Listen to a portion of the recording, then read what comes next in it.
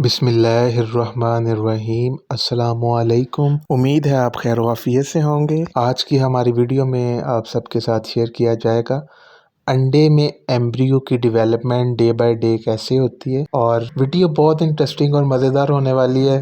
Video کو last تک لازمی پورا دیکھیں، اور جنہوں نے ابھی تک چینل کو سبسکرائب نہیں کیا وہ چینل کو لازمی سبسکرائب کر لیں، بیل آئیکن لازمی پریس کر لیں تاکہ نیو ویڈیو نوٹیفیکیشن آپ سب کو ٹائملی مل سکے۔ آج کی اس ویڈیو میں ہم ڈے 1 سے ڈے 14 تک انشاءاللہ آپ سب کے ساتھ شیئر کریں گے۔ فرٹیلائزڈ انڈا، فرٹیلائزڈ ایمبریونک ڈسک ایک انگوٹھی کی طرح دکھائی دیتی ہے۔ اس کا ایک مرکزی حصہ ہوتا ہے جس کا رنگ ہلکا ہوتا ہے، جس میں جنین کو رکھا جاتا ہے۔ سٹارٹنگ کی یہ اب آپ کے ساتھ ہم شیئر کرتے چلتے ہیں۔ ڈے 1 جراثیمی ڈسک بلاسوڈرمل مرحلے پر ہے۔ سیگمنٹیشن علاقے پیلوسیڈا کے نیچے ایک سیاہ رنگ کی انگوٹھی کی شکل اختیار کر لیتی ہے۔ ڈے 2 بلاسوڈرم کے مرکز میں پہلی نالی کی ظاہری شکل ایکسٹریمبریونک اینکسس میں وائٹلین ممبرین کی ظاہری شکل جو ایمبریو نیوٹریشن میں اہم کردار ادا کرنے جا رہی ہے۔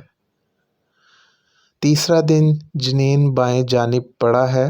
خون کی گردش کا آغاز، وائٹلین جھلی زردی کی سطح پر پھیل جاتی ہے۔ دماغ کے ساتھ سر اور تنے کو بھی پہچانا جا سکتا ہے، اور دل کے ڈھانچے کی ظاہری شکل جو دھڑکنے لگتی ہے یہ آپ سب دیکھ سکتے ہیں۔ چوتھے دن امیونٹک کی نشو و نما جو ایمبریو کو کور کر لیتی ہے، اور امیونٹک سیال سے بھرا ہوا یہ ایمبریو کی حفاظت کرتا ہے اور اسے حرکت دیتا ہے۔ الینٹوئک ویسیکل کی ظاہری شکل یہ کیلشیم ریزارپشن، سانس لینے اور فضلہ کو ذخیرہ کرنے میں اہم کردار ادا کرتا ہے۔ پانچویں دن جنین کے سائز ایمبریو کے سائز میں قابل قدر اضافہ، ایمبریو سی شکل اختیار کر لیتا ہے۔ سر دم کے قریب جاتی ہے۔ اعضاء کی توسیع، کمتر اعضاء کی انگلیوں کا فرق ہوتا ہے۔ چھٹے دن وائٹلین جھلی بڑھتی رہتی ہے اور اب نصف سے زیادہ زردی کو گھیر لیتی ہے۔ اوپر کے حصے کے اعضاء کی پہلی، دوسری اور تیسری انگلیوں کے درمیان اور نچلے اعضاء کی دوسری اور تیسری انگلیوں کے درمیان فیسورا، دوسری انگلی دوسری سے لمبی ہوتی ہے۔ ساتواں دن گردن کا پتلا ہونا جو اب سر کو جسم سے واضح طور پر الگ کرتا ہے۔ چونچ کی تشکیل، دماغ آہستہ آہستہ سیفالک کے خطے میں داخل ہوتا ہے۔ یہ جنین یعنی ایمبریو کے سائز کے تناسب سے آہستہ آہستہ چھوٹا ہوتا ہے۔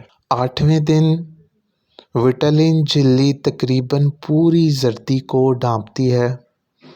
آنکھوں کی رنگت آسانی سے نظر آتی ہے۔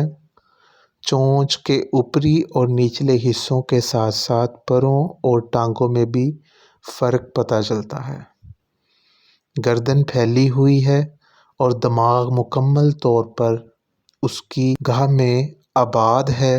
بیرونی سمیع نہر کا کھلنا آٹھویں دن کے اثرات ہیں۔ نویں دن پنجوں کی ظاہری شکل، پنکھ کے پٹکوں کی بڈنگ، ایلاؤنٹس کی نشو و نما اور ویٹلز کی ویسکولرائزیشن میں اضافہ ہوتا ہے۔ 10ویں دن نتنے تنگ پرچر کے طور پر موجود ہوتے ہیں۔ پلکوں کا بڑھنا، اعضاء کے دور دراز حصے کی توسیع، وائٹلین جھلی مکمل طور پر زردی کو گھیر لیتی ہے۔ پنکھوں کی فولیکلز اب اعضاء کے کمتر حصے کو ڈھانپتے ہیں۔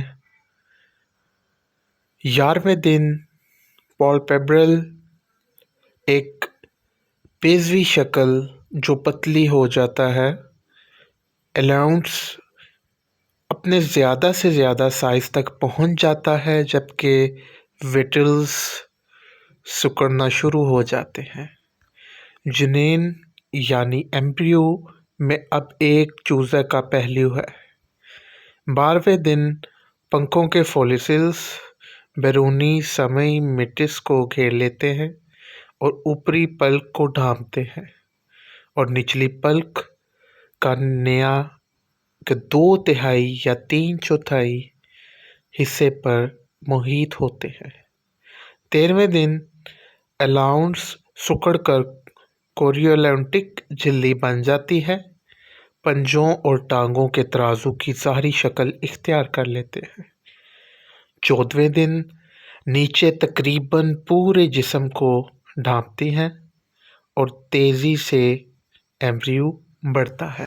उम्मीद करता हूँ आपको आज की हमारी वीडियो पसंद आई होगी। जिन्होंने भी चैनल को सब्सक्राइब नहीं किया उन सबसे गुजारिश है चैनल को लाजमी सब्सक्राइब करें, बेल आइकन लाजमी प्रेस करें और कमेंट सेक्शन में अपनी राय लाजमी दें। आपको वीडियो कैसी लगी? इंशाल्लाह इसका सेकंड पार्ट, उसका लिंक इसी वीडियो के डिस्क्रिप्शन में इंशाल्लाह साथ अटैच कर दिया जाएगा।